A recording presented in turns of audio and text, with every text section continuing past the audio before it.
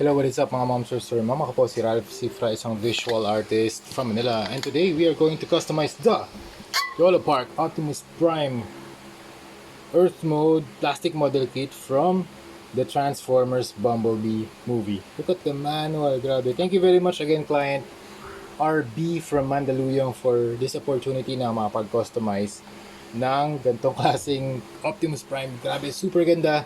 Thank you again, YOLO Park, for making these kinds of model kits. Yan. So first, sprayan natin siya ng Bosti number 191 flat clear sa lahat ng parts. Dito, mag-spray tayo ng flat black. Ito yung mga paints na gagamitin natin from Armored Komodo, metallic blue, metallic red, and we have paints from Vallejo. We have gunmetal, we have silver, and steel. Yan. Babackupan din natin ng warm red from Hero Paints para mas vibrant yung red. Kasi yung metallic red para siyang para siyang hindi metallic red eh. I-mix natin tong dalawa. Tingnan natin kung ano yung kalalabasan, okay? Sprayan muna natin siya ng flat clear para yun yung magiging adhesive layer niya para lahat ng paints kakapit kay Optimus Prime. Okay? Balikan ko kayo.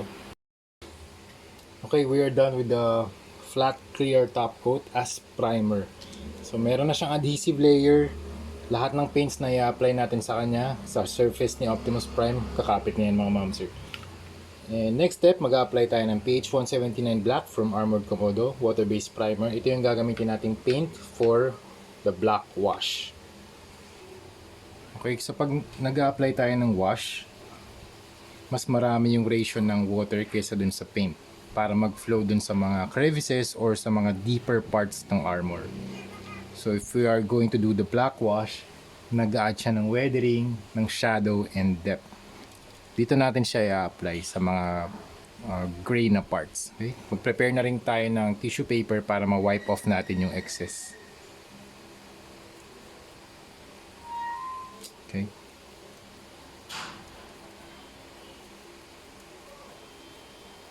Okay, let it stay, let it settle, mga ilang seconds, and then wipe off natin. Okay? That's it.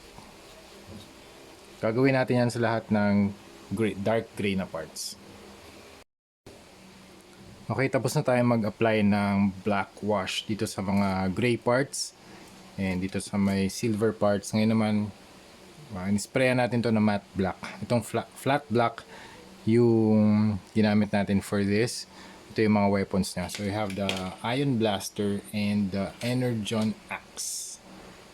And for the weapons naman, gagamit tayo ng Vallejo Metal Color Silver for dry brushing. For dry brushing naman, lalabas yung details nung surface or lalabas yung details ng sculpt. Kasi ang mangyayari pag din-dry brush natin yan, yung mga nakaangat na areas, yun yung malalagyan ng pintura. So makikita yung mga edges, yung iba't ibang mga edge ng mga shapes, lalabas lahat yan. Kasi yung dry brushing can also add highlights. Okay, let's do a sample here sa kanyang gun. Ayan o. Ang importante dito sa dry brushing, brush control. Hindi masyadong hard yung paglapat ng paint. Ayan. So you can do left and right motion, up and down, depende na yan sa preference nyo.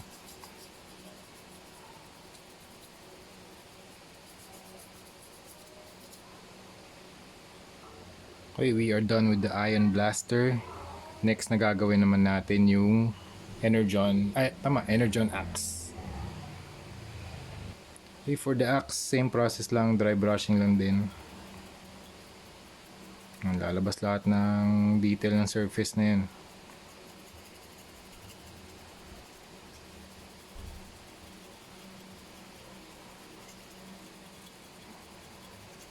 Yan, no, compared dito sa hindi natin na dry brush, ito yung comparison. So ito yung na dry brush natin, ito yung hindi na dry brush.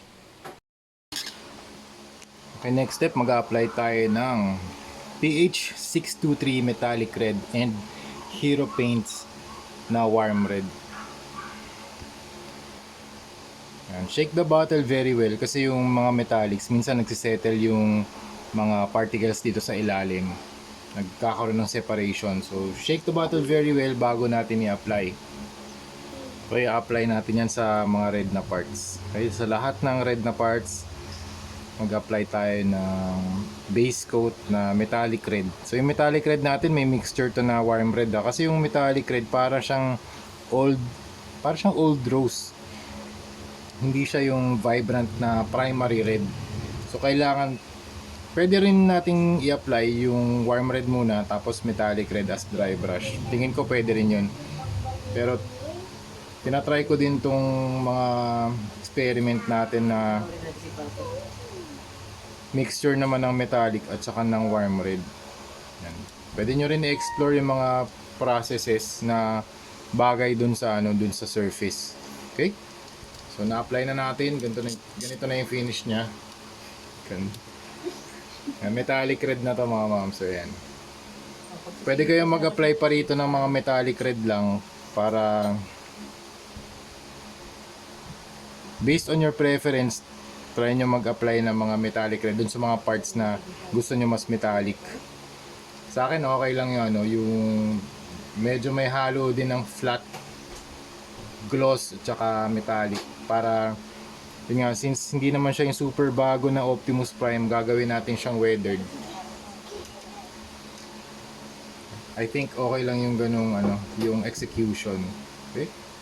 Kasi ang gagawin naman natin dito mag-dry brush pa tayo over this Okay? Kaya hindi naman kailangan super clean nung pagkaka-apply ng base coat. Okay? Next na pintura na gagamitin natin, PH621 Metallic Blue from Armored Komodo. Water-based metallics. Tingin ko mas maganda yung rehistro nito kaysa dun sa metallic red. Kasi metallic red nga, hindi siya yung primary red na may metallic coating Kaya sinamahan natin ng warm red. So ngayon yung metallic blue, tingin ko mas maganda yung rehistro niya dito kay Optimus Prime. Tingnan natin.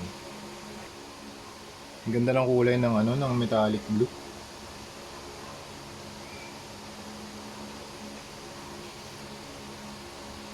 Yan, try natin dito sa kamay niya. Panalo, ang ganda nito. Shout out to Armored Komodo, ang ganda ng metallic blue.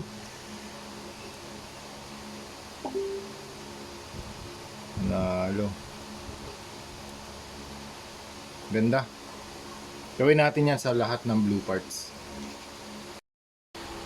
Okay, next na gagawin natin, mag-apply tayo ng silver dry brushing dito sa mga parts na gray and mamaya dito sa mga edges ng metallic red and blue.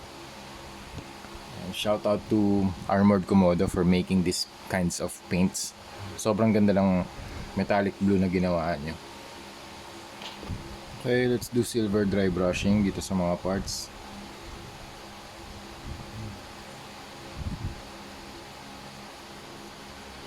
May gagawin natin to sa lahat ng dark na parts, sa lahat ng gray para lumabas yung kanyang parang metallic look din, para siyang metal or para siyang die cast.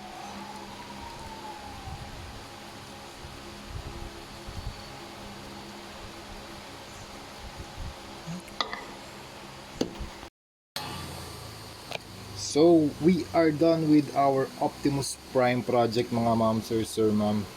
Ito na yung status ng ating figure or model kit. This is the front, the side, the back. Medyo dahan-dahan lang talaga ako mag-handle nito mga ma'am, sir, kasi custom painted na siya. And iniiwasan ko magkaroon ng mga paint rubs or paint chips kasi may mga moving parts to mga ma'am, sir. Okay? So, lalagyan pa natin to ng top coat maya-maya. Pero for now, this is the look or appearance ng nagawa natin. So, explain ko ulit, recap lang. Nag-spray tayo ng Bosny Flat Clear sa buong surface ng model kit. Tapos, nag-apply tayo ng black wash dun sa mga gray na parts. And then, we applied metallic red dito sa kanyang mga red na parts, sa chest, sa arms. After ng metallic red and ba't yung ginamit natin? Ito yung ginamit natin, metallic red and warm red, mix yan. Kasi itong metallic red ng Armored Komodo hindi masyadong vibrant. Yung saturation niya mababa. Kaya kailangan natin lagyan ng Hero Paint Swarm Red para tumaas onti yung saturation. Okay? Pero shout out ulit to Armored Komodo, yung metallic blue nila, sobrang ganda. Tingnan niyo yung yung pahid ng metallic blue sa surface, yung rehistro. Galing, ang ganda ng ginagawa ni Armored Komodo dun sa kanilang metallics din na, especially this one, yung metallic blue, kasi na-try ko nang i-apply dito sa surface ng paa ni Optimus Prime. Yan, shout out, ang ganda. Also shout out din to Hero Paints. Super cool na mga products nila, and also Vallejo for our metallics. After ng blue na after ng red pala na metallic, nag-apply tayo ng metallic blue. And then after that, nag-dry brush tayo using silver. Nasaan na yun? Ito, silver paint using Vallejo metal color. Okay? Dry brush tayo dyan para lumitaw para magkaroon tayo ng highlights, and na-emphasize na yung detail ng sculpt, and also nag-add ng konting weathering. Ano pa ba yung ginawa natin? Ayun, sa Facebook, nag-paint ako ng live. Ang ginawa ko doon hindi, offline ko na pala ginawa yun. Hindi pala ako nag-Facebook live ng Optimus Prime. Yung Facebook live ko pala yung Wolverine na Marvel Legends na 12 inches. So offline, ginawa ko yung detailing ng gold. We have gold here. And nag-paint na rin tayo ng copper sa iba't ibang mga parts. Usually dyan sa mga tubes dito sa gilid, sa harap, dito sa legs niya. Ito yung status ng legs niya yan. Medyo rotate ko lang na onte para makita natin yan. Ang daming ang daming mga pipes, ang daming mga hydraulics, mga chains, mechanism details. Yun yung gusto ko i-add, yung mga additional colors para magkaroon ng break dun sa monotony ng gunmetal or ng silver. Kasi para siyang pag tiningnan mo itong part na to, lalong-lalo na yung weapons, ito, kung wala siyang gold and copper, para siyang black and white na photo. So kailangan ko lang i-break yung monotony ng gray para lang magkaroon ng additional contrast. Ito naman yung kanyang baril. Okay.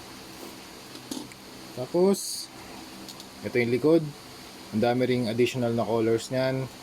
So we have golds and copper dun sa mga pipes, exhausts, sa mga ito yung smokestacks. Nag-practice ako ng kung paano gagawin siyang burned metal.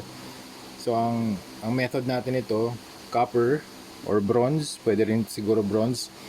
Copper, bronze, tapos purple, and then blue, cobalt blue, tapos black. Yun yung combination ng mga kulay. Tin-dry brush ko. Meron akong YouTube shorts na upload kung paano ko siya in-apply. Dry brush method lang yung ginawa ko dyan, mga mamster. Okay? Wala namang nabago sa articulation. Ayoko na rin masyadong i-articulate ito kasi ang dami niyang moving parts. So, ayoko nang galawin si Optimus Prime, and ito na yung bibigay natin kay client. Kung ano yung nakikita nyo rito na status, ito na rin yung makikita niya. Okay? You have the weapons, tsaka barrel. Okay, so yun lang. Thank you very much for watching, and see you sa next video. Bye-bye.